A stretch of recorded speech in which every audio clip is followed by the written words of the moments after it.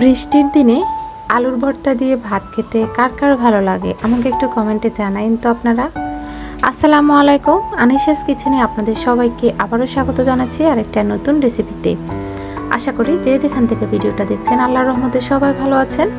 আলহামদুলিল্লাহ, আমি এবং আমার পরিবার সকলে ভালো আছি। চারিদিকে এত বৃষ্টি হচ্ছে যে আমাদের বাসায় অনেক পানি উঠে গেছে, মানে পানি জমে গেছে বললেই চলে। তো আমাদের খুব মন চেয়েছে আলুর ভর্তা খাবো আজকে। মলা মাছের চচ্চড়ি, আলুর ভর্তা, ডাল আর কাঁঠালের বিচি দিয়ে শুটকি দিয়ে ভর্তা করেছি, সেটাও আমার চ্যানেলে আপলোড করা আছে, আপনারা দেখে নিতে পারেন।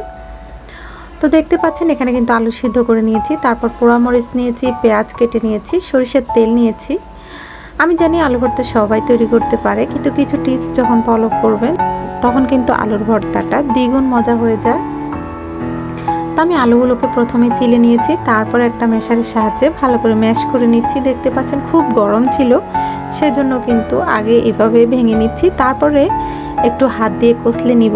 আর একটা কথা কি জানেন, আলুর ভর্তা জিনিসটা হাত দিয়ে যদি আপনি না মাখান আমার মনে হয় ওটা ভালো লাগে না খেতে। কার কি মনে হয় জানি না, তবে আমার কাছে এমন লাগে।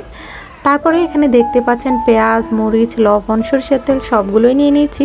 একটু ধনিয়া পাতা দিতে পারলে ভালো হতো, যেহেতু আমার হাতের কাছে ছিল না আমি সেজন্য স্কিপ করেছি।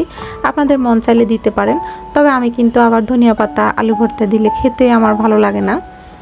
তো সেই জন্য কিন্তু আমি ভালো করে আলুগুলোকে ম্যাশ করে নিচ্ছি, দেখতে পাচ্ছেন। তারপরে আমি হাত দিয়েও কাজটা করা শুরু করলাম, কারণ আমার মনে হয় হাত দিয়ে ম্যাশ না করলে আলু ভর্তাটার আসল টেস্টটা আসে না, যেটা সত্যি কথা। কার কি মনে হয় সেটা জানি না, তবে আমার এরকমই মনে হয়।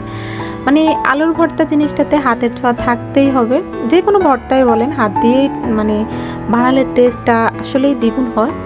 তো তারপরে আলুটা যখন ম্যাশ করা হয়ে গেছে সেটা একটা সাইডে রেখে দিয়েছি, তারপরে পেঁয়াজ, লবণ, পোড়ামরিচ একসাথে ভালো করে ছটকে নিচ্ছি, দেখতে পাচ্ছেন। তারপরে কিন্তু সবগুলো একসাথে দিতে যাবেন না, অনেকে কি করে সিদ্ধ আলু মানে বেশি করে ম্যাশ করার আগে কিন্তু ওগুলো ঢেলে দেয়, তারপর একসাথে মেখে ফেলে।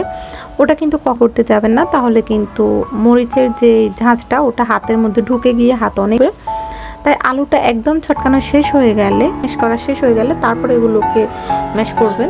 ওই যে দেখতেই পাচ্ছেন আমি ভালো করে এগুলোকে তারপরে মিক্স করে নিচ্ছি। আলুটাকে এত সুন্দর করে ম্যাশ করেছি, একটু কিন্তু দলা পেকে নেই। তো তারপরে আমি এগুলোকে ভালো করে মিক্স করে নিচ্ছি, আপনারা দেখতেই পাচ্ছেন। আর যারা মরিচ খেতে বেশি পছন্দ করেন তারা মরিচের পরিমাণটা একটু বাড়িয়ে দিতে পারেন, আমি কিন্তু কমিয়ে দিয়েছি যেহেতু বাচ্চারাও আছে। তো তারপরে আমি অনেকগুলো সরিষার তেল দিয়ে দিয়েছি। আমার কাছে কিন্তু আলুর ভর্তা সরিষার তেলটা একটু পরিমাণে বেশি হলে ভালো লাগে খেতে, ঝাঁঝটা আসে। ভর্তাটা যখন মুখে দিবেন তখন সরিষার তেলের একটা ঝাঁঝালো ঘ্রাণ আসে, খেতে অনেক মজা লাগে। তো তারপরে আমার ভর্তাটা করা হয়ে গেছে।